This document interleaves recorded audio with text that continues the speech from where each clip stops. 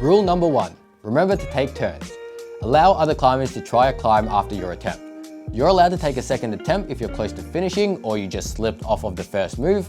A third attempt makes you an arsehole. Rule number 2, while encouraging other climbers, you must do so in French or Japanese. Don't ask me why, it's just the rules. Rule number 3, it's not a real send if it's not on the gram. Rule number 4, never blame your own inadequacies for failing to send a climb. The route setter was either too short, too tall, or the holes were too slippery, or you were just wearing the wrong shoes. Rule number 5, you must call every climber dude until it's too awkward to ask their real name. Rule number 6, taking off your shirt gives you a +5 strength buff. Just ask Magnus.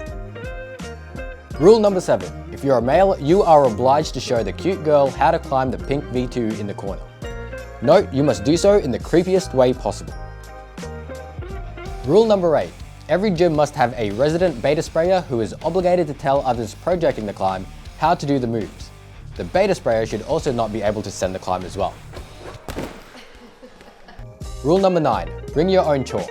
Chalk is life. You can never have enough chalk. Slipped off a hold? Chalk. Can't see the next hold? Chalk. Resident beta sprayer telling you the next move? Chalk.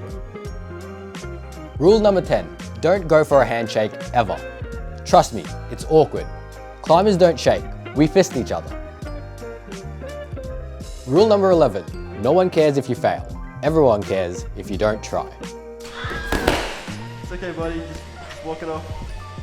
So let me know what you think. Did I miss any rules? Let me know down in the comments below, and if you like this video, remember to crimp down on that like and subscribe button, and I shall see you next time.